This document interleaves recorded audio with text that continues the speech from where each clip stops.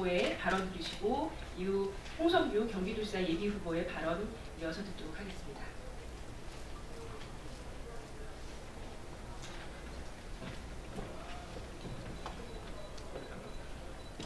저는 이번 6.13 지방선거에 민중당 후보로 화성 시의원 선거에 출마한 화성 여성의 대표 한미경입니다. 3월 6일 경기도 시군의원회 선거구 획정위원회의 초안이 공개된 후 민중당 화성지역위원회는 조정의견서를 선거구 획정위에 전달하고 성명서, 지역 내 제정당 시민사회단체 공동기자회견과 시장과 도의원, 시의원에게 선거구 획정의 부당함을 알리고 함께하자는 요청을 하였습니다. 또한 정당 연설회 등 짧은 시간 내에 모든 방법을 동원하여 부당함을 호소하였습니다. 그러나 경기도 시군의원회 선거구 획정위원회는 선거구 획정 초안을 그대로 통과시켰고 도의회 안정행정위원회는 거기에 더해 그나마 있는 4인 선거구를 2인 선거구로 쪼개어 도의회에 제출하였습니다. 그리고 그 안은 그대로 통과되었습니다. 도의원 1명에 시의원 2명, 도의원 1명에 시의원 4명. 자세히 들여다보면 10만 명의 대표이인과 4만 명의 대표이인으로 민주적 형평성에 크게 어긋나는 그러한 선거구 획정이었습니다. 민주주의의 꽃이라고 하는 선거에서 선거구 획정에서부터 민주주의를 역행하는 이런 상황이 벌어지고 있는 것입니다. 결과적으로 문제점에 대해 충분히 제기를 하고 수정을 요구하였음에도 그대로 통과가 되었습니다. 이는 선거권자의 대표성을 무시한 거대 정당들의 횡포입니다. 경기도의 안이 발표된 이후 지금까지 저는 하루도 잠을 제대로 잔 적이 없습니다. 지역을 대표하는 시의원으로 출마를 하였기에 이에 대한 부당함을 바로 잡아야 한다고 생각합니다. 제가 할 수 있는 모든 일을 다하였지만 개선되지 않았습니다. 그래서 마지막으로 오늘 헌법소원 심판을 청구하러 이 자리에 섰습니다. 다시는 이런 일이 없길 바라며 헌법재판소의 신중한 판단을 기대하겠습니다.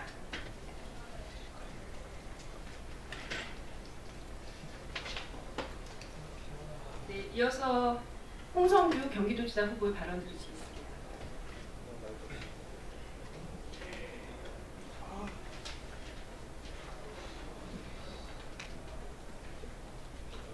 예, 민중당 경기도지사 후보 홍성규입니다. 민의의 전당이라고 하는 이곳 국회에서 좋은 일로 인사를 드려야 될 텐데 매번 이렇게 안타깝고 참담하고 분노스러운 일로 인사를 드리게 되어서 마음이 참 착잡합니다. 저는 오늘 이 자리에 두 가지 자격으로 섰습니다.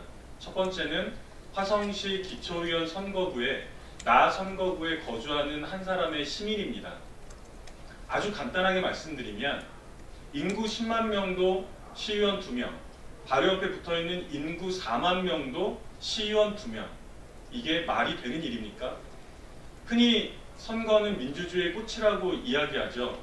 그 꽃을 제대로 피우기 위한 것은 제도를 제대로 공정하고 합리적이고 공평하게 마련하는 일입니다. 이 제도 마련에서부터 어긋나기 시작한다면 어떻게 민주주의의 꽃을 피울 수가 있겠습니까? 두 번째는 민중당의 경기도지사 예비후보의 자격으로 이 자리에 섰습니다. 절차를 아시겠지만 기초의원 선거구 획정위원회에서 초안을 마련하면 경기도지사에게, 현행은 남경필 현 경기도지사에게 전달이 되고요. 경기도지사가 경기도의회에 조례 개정안을 부의하는 것으로 되어 있습니다. 이 도지사의 책임이 적지 않습니다. 저는 박원순 현 서울시장 그리고 경기도에서 경기도지사 여론조사 1위를 달리고 있다는 이재명 더불어민주당 후보에게도 이 책임은 결코 작지 않을 것이라고 생각을 합니다. 서울시의회 선거구 획정 다 보셨죠?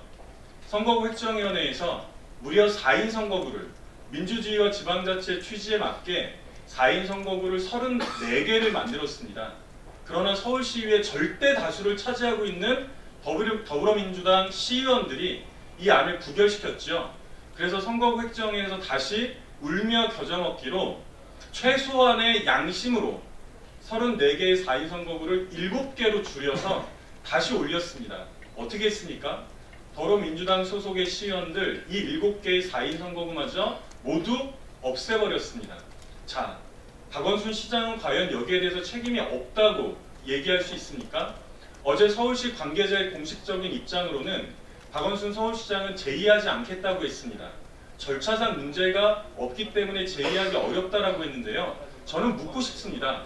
평생을 인권 변호사로 그리고 서울시에서 재선 시장으로 살아온 박원순 시장은 과연 적법한 절차를 밟았기 때문에 민주주의를 짓밟은 이 결과에 대해서 제의할 수 없다는 것이 말이나 됩니까? 경기도도 마찬가지입니다. 적폐의 본산 자유한국당이야 이야기해서 무엇하겠습니까? 우리들의 입만 아플 뿐입니다. 그러나 여론조사 1위를 달리고 있다는 더불어민주당 이재명 후보는 이에 대해서 입장 한번 밝힌 적이 없죠. 1300만 경기 도정을 책임지겠다고 하는 유력 후보가 이 민주주의를 파괴하고 지방자치 정신을 훼손하는 이 사안에 대해서 아무런 입장이 없다는 것에 대해서 저는 분노와 더불어 참담함을 느낍니다. 촛불혁명의 정신이 무엇이었습니까? 비뚤어진 제도, 민주주의를 억압하고 독재를 휘두르는 권력에 대해서 시민들이 단호하게 심판하자는 것 아니었습니까? 우리 시민들의 직접 정치였습니다. 그 촛불혁명 이후에 채 1년이 되지 않아서 진행되고 있는 첫 지방선거에서 민주주의의 근간이 흔들리고 있습니다. 지난 70년 동안 적폐를 만들어온 자유한국당은 물론이거니와 그 적폐에 더불어민주당이 적극적으로 노골적으로 가담했습니다.